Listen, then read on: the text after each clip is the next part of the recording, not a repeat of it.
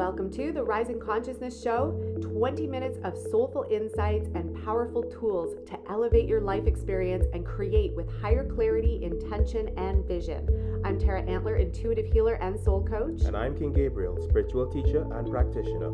And we are the co-founders of Ascension Academy of Life, a global center for spiritual growth, intuitive healing, and soul alignment. Get ready to blast off.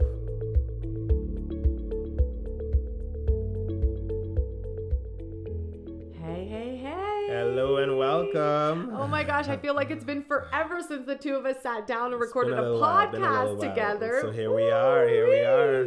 Well, we want to have this really beautiful conversation. It's actually a 3-part conversation with you.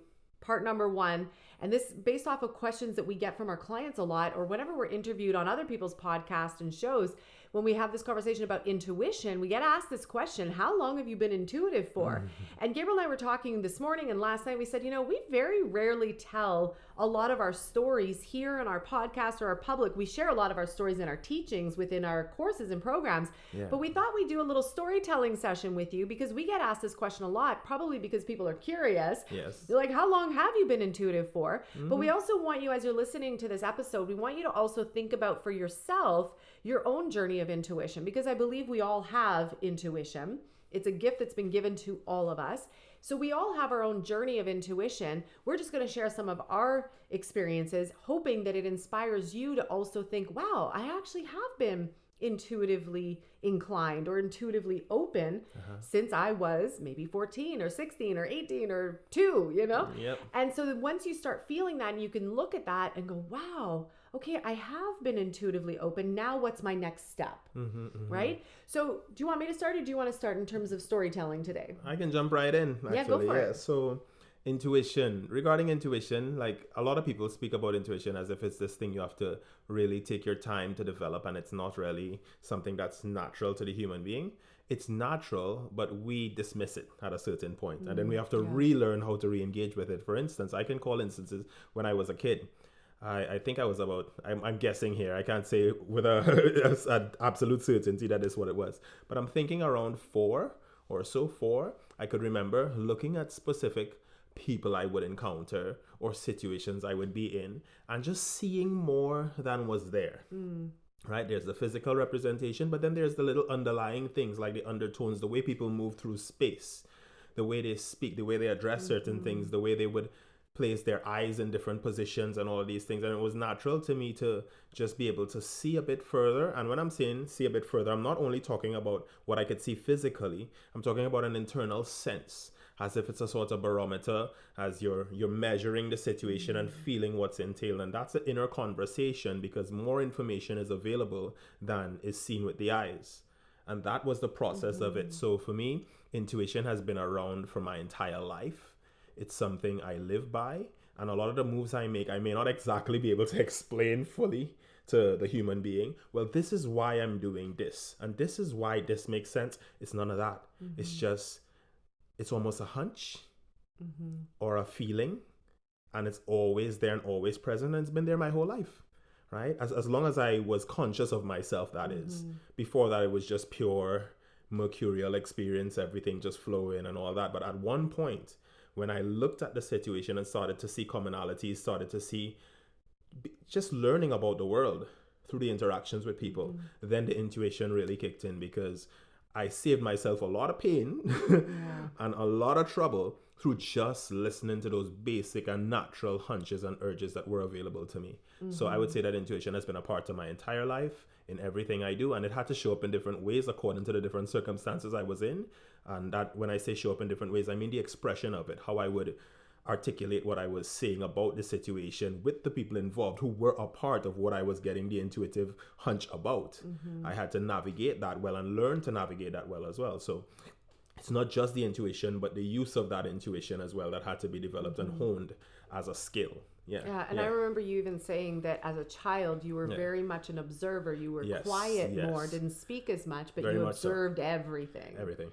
And that was a part of intuition, because really and truly, the act of interacting with every single thing that came across would almost be sometimes entangling me with the situation more than I needed to be to observe the situation. So I would step back and watch the entire situation, learn from it firstly, and then I would speak. I would speak a few choice words here and there, but it would be an informed speech by the time I got to speaking. It wouldn't be just me trying to wade around in water or try to have things work out from where they seemed to be. It would be me standing back, observing the entire thing as much as I could, and then from that information, that education about the situation, I could then speak, and what I speak would have an impact in the way I intended and not in the way I did not intend.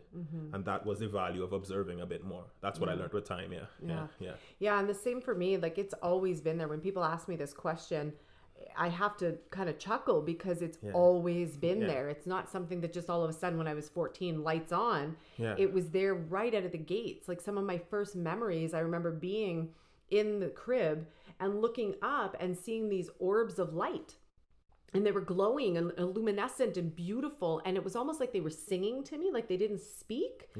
I would associate that maybe with an angelic presence or a light presence of some sort, but it felt more melodic, like there were melodies coming from this ball of light.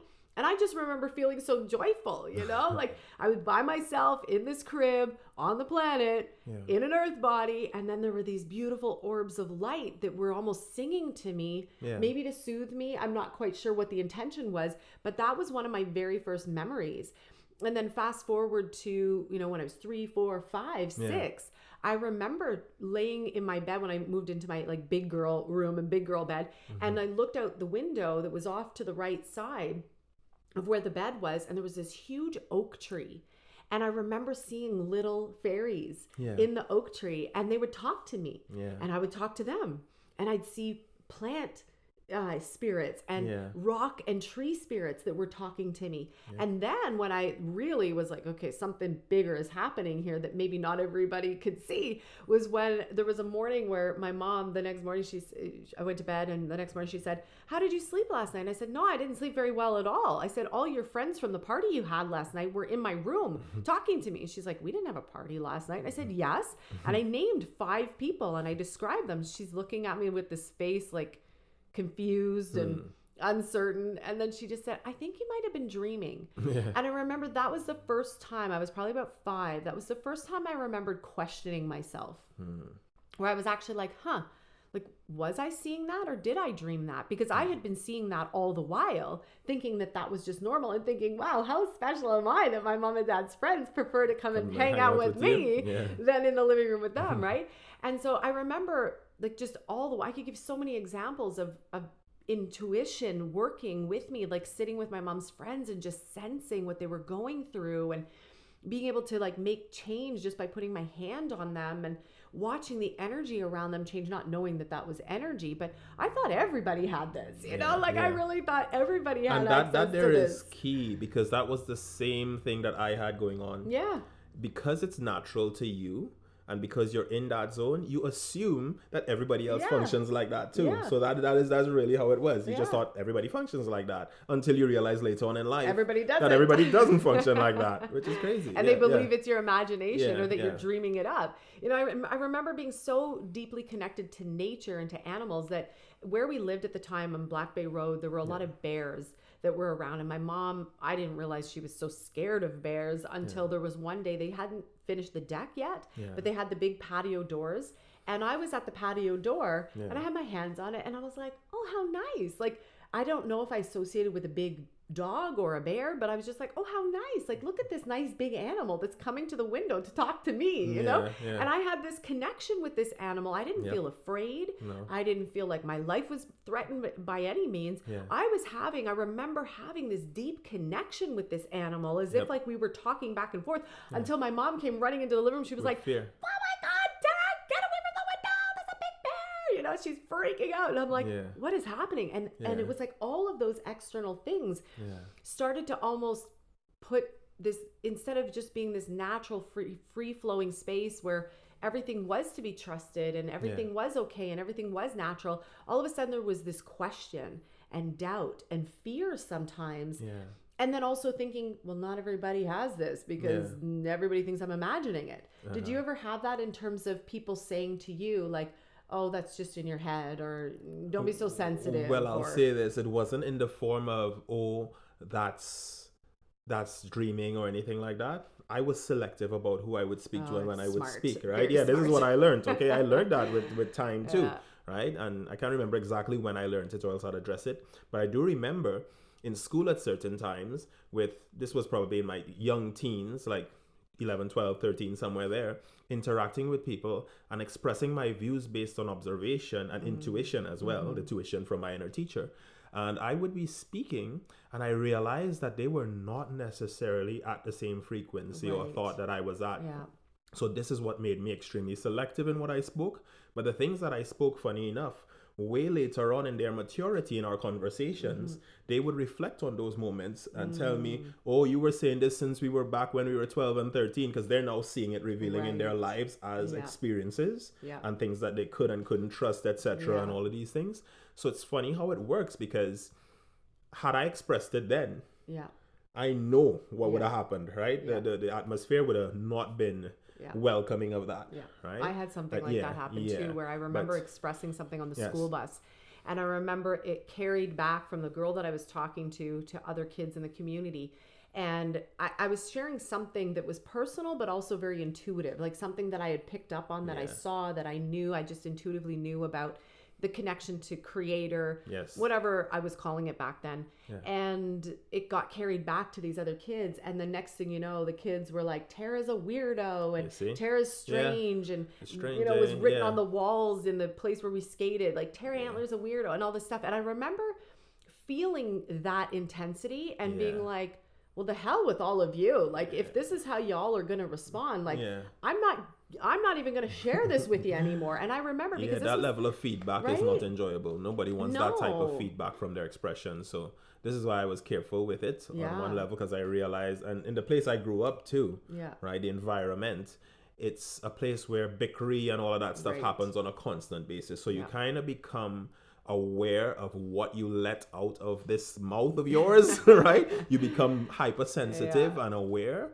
or I became, I should Yeah. say, hypersensitive and aware of what I would actually release versus what I would internalize and work with within myself. Yeah. And I allowed it to build up within myself to be like a super charge in that direction that I wanted to go, while developing the tendency to speak it in either a way that would be digestible for them, Right. I learned right, that too. right, either Yeah. a way that would be digestible for them or not at all. Yeah.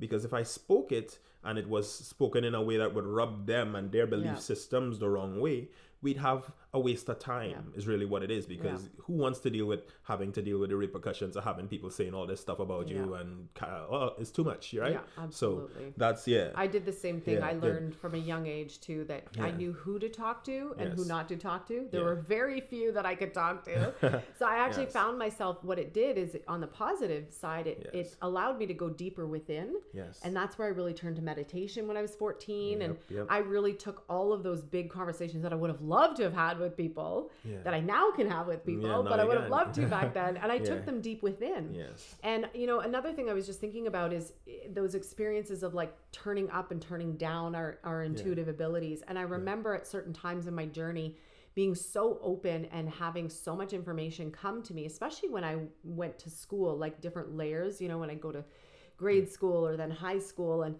being able to sense everybody and feel their emotions and feel what they were moving through and hear the thoughts that they were having. And sometimes it was really overwhelming. And I remember, especially around puberty, oh my gosh, with the hormones as well, I was like, this is a lot. This is really big. Like, how am I going to navigate this? And I must have intuitively known how to like turn it up and turn it down. I never shut it off. Yeah. Nothing ever really scared me to that degree where I turned it off, but there were definitely moments where I was like, whoa, this is a lot. Yeah. I need to function. Like, I actually need to sit at this desk and listen to what the teacher is telling me in order to pass my grades, you know, and like do well in school. So I learned how to like turn it up and turn it down, which is something that we actually teach in Thrive 365 in the Divine Channel. Is for a lot of people, they're very open. And I get this question a lot too, where people are like, how do you handle like going to the grocery store? How do you handle like being in public? I remember when I used to go out dancing a lot, and people were like, how do you handle like going to the bars when people are already like under the influence and there's lots of different energies? And I actually learned how to turn it up and turn it down. And this is something that I think is really valuable to teach our students, because if we don't learn how to do that, We're so open sometimes. We cultivate that opening, Yes. and then it can feel overwhelming. And if something feels overwhelming to our system, the ego is going to kick up and be like, forget this, shut it down. Like, shut it down. Yep. And then people have to work again, to open it back up, to get back to that level that they were at. And so it's almost like that game of like, I take one step forward, one step back, one step forward, one step back. I'm open, now I'm closed. I'm open, now I'm closed. And so I think that's such a waste of time and energy to go through that, because there's always higher levels that we can go to. Yeah. And did you ever find that there were people along your path that helped you to kind of open or bring it down or navigate that? I could say this in my experience. I'm highly empathic. Most people don't know this because I do appear as hyper emotional. I know how to manage myself well enough to not appear to be gushy emotion. But many people are very empathic, and that's the real problem. And when I say empathic, they can tune into the environment and the people around them very well, even so much so that if somebody's watching them in a way that's harmful or has wrong intent in it, you could tell someone has an intent to hurt. It feels like anger in that individual. You feel the anger springing up as if it's springing up in you. Right? But it's because of the environment you're in. And most people, when they have that, they lash back out immediately, right? What we teach in Thrive is to transmute that energy, right? We have ways to do it that allows you to not release exactly what you received, but an upgraded version of what you received. So you feed something back out. And in my experience, to answer the exact question, when faced with those sorts of things coming my way, which was what was the question again? Run the question just one more like time. if there were any mentors, any guidance that you had, to help you kind of navigate those time periods when things might have been really big, and then you're like, ooh. Beautiful. So I would say, firstly, that was who I was speaking about there, my intuition, my inner teacher. I actually do believe that there's a thing within me that has guided me the whole way and given me information. That's number one on my list. After that inner teacher, the external teachers were people that showed up at the right time in my movement. When I say that, one person I can think of off the top of my head is a friend of mine called Monica, right? And this was a time when I was moving through some severe relationship stuff, right? At this point in time, it was a real tumultuous relationship, let's just say. And I was actually coaching her son, right? Her son was a shot putter. So I used to be a shot putter at one time too, right? And I was training him. He became the national champ and stuff in his age group and everything. And his mom just happened to be, and this is how serendipitous things can be, just happened to be the babysitter of the girl that was my girlfriend at the time. She used to be her babysitter when she lived way back in California and stuff like that, right? So she just happens to be my girlfriend at the time, and she kind of knows her from that interaction energetically. And she's into much spiritual work as well. We converse a bit, and I start to see things differently. I start to move deeper into my spiritual path, even though my whole life has been a spiritual journey.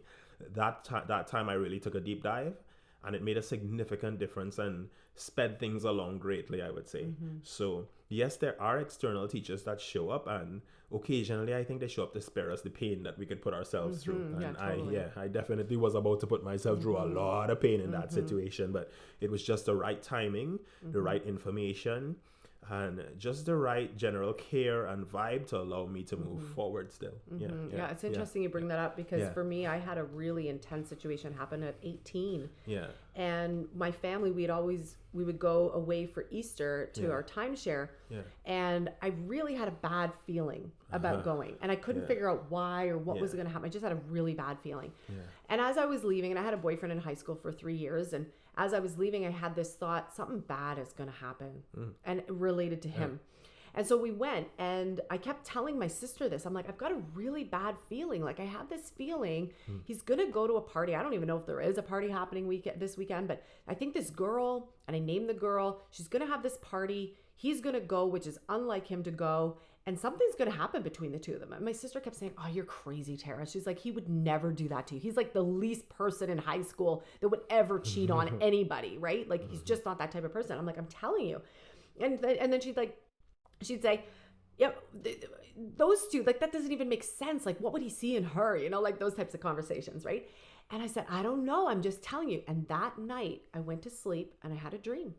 and I had an exact dream about this party, this girl, things that went down, things that happened, and where it all happened, everything, like in the car and all the details. I woke up, I felt awful the next day, totally ruined my Easter weekend. We were there for 5 or 6 days, ruined the whole trip for me. I felt so nauseous. And then I kept thinking, I must be making this up. Like maybe I'm afraid, but then I was like, well, what am I afraid of? I've never had any experience like that before. This was my first boyfriend. It's not like I had something that had already happened that was bad to live by. It wasn't like I was living from the layers, you know? And then we get back to town and I said to my parents, can you drop me off in town? Because I want to go see my boyfriend, right? And I walk in and it was badminton practice, and I sit down beside him and he was acting really strange. Wouldn't look at me, and we hadn't seen each other in almost a week. Wouldn't look at me, wouldn't hug me. And I'm like looking at him, and then he's like, what? He's like, I go to so-and-so's party, and all of a sudden everybody's saying that like we fooled around and we got on and everything else. And he's like, it's just so not true. And I'm looking at him, I'm like, okay, defensive much, right? It took about 2 weeks for the whole thing to unravel, for the truth to come out. And the truth was exactly, detail for detail, my dream. Exactly. Yeah. And I was like, you can't make this stuff up. Yeah. And I remember being so relieved that I wasn't crazy, relieved that my intuition was actually telling me the truth, that I could rely on it and trust it, but also freaked right out because I was like, okay, this didn't save me any pain. Yeah. This was really excruciating. Yes, I got the heads up, but I also had to go through 2 weeks of feeling like I was completely off my rocker. Yeah. And then I dialed it down. I remember not completely shutting it down, but I was like, you know what? This is too much. This is way too much to handle as a teenage girl. I don't know about this. And I remember deliberately like locking it off to be like, I just want to be a teenage girl and go have fun and not have to think about these things. And it wasn't until university, so fast forward a couple of years later, that I was in university and some strange and unusual things started happening. Like I'd start seeing the ghosts that lived in our house at the time. People started coming to me and talking about intuition. People started talking about their issues and what they were moving through. People started talking about, do you ever get that feeling? Like, do you ever think that, I think that my boyfriend might be cheating on me, but I get this feeling, I'm not quite sure. And I'm like, you might want to trust that, you know, all of a sudden, everything external to me was literally pumping it all back into my field and into my awareness that I was like, maybe it's time for me to reopen it again. Yeah. And back then there wasn't a whole lot, like I didn't have a lot of people I could turn to talk about these things. I think I might've stumbled across a bookstore in London, Ontario, that was more of a new age spiritual bookstore. And I found a book that was all on like rituals for opening up your intuition. And I remember lighting a candle, and it was a specific focus to focus on a loved one who had passed away. And at that time, my grandma, one of my grandmothers, she was the only one that was close to me that had passed. So I focused on her. And the moment I did, whoosh, it was like the floodgates reopened. So much information started to come in, and I've never looked back since. So I do think there are times where we open it and we turn it down, we dial it up, we dial it down. And I think it's important for people to learn that it's okay to do that, but we never really want to shut it down, because I think that when we shut it down, like what I probably did to myself, when the floodgates opened, like they really opened, and there was no going back from that point. Yeah. And so this is why I think it's so important for people to not only have mentors that you can talk to about this stuff, but mentors who can help regulate when those intuitive flows and rushes come, to have it not validate it, but just to be like, hey, you're on point. Like it's okay, you know?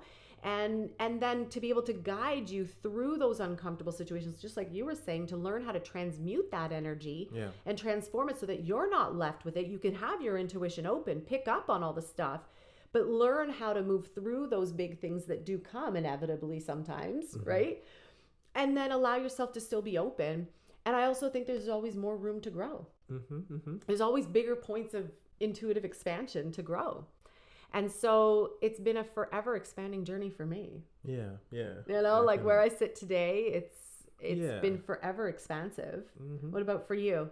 Yeah, it's the same. In my experience as well, there was a great deal of pain that came still. But I firmly believe that it was less than it would have been had I not received those visions and insights and everything. And I took the visions to be what they were. I took the insights to be what they were. I didn't approach or confront anybody, because to me, that part of the confrontation process, it was too far gone to really do that at that point, right? So yes, it caused a great deal of pain because things still took place, but I transmuted it in terms of the energy that I could have continued to go into with that.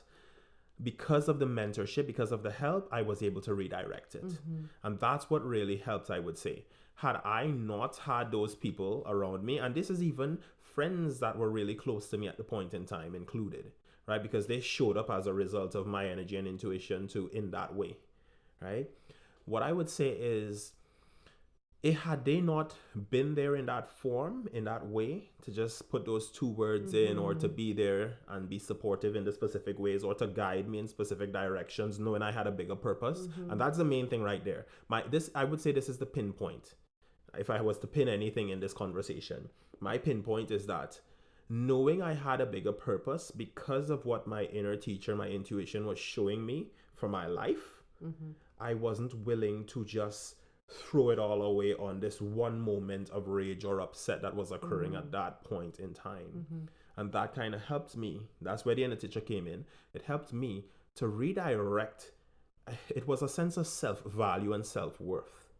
And when that self-value and self-worth was there, the actions that were taken or the direction I would have gone with it was just not an option anymore. It wasn't a sensible option based on who I knew I was. And so some of the rage and some of the anger had to be diluted, moved through, worked through within myself. And when I say work through within myself, like really worked through within myself, right? It was rough, really worked through, and that had to happen. But that allowed me to then continue, right? And to be in the position that I was able to sort of hold myself to higher standards, right?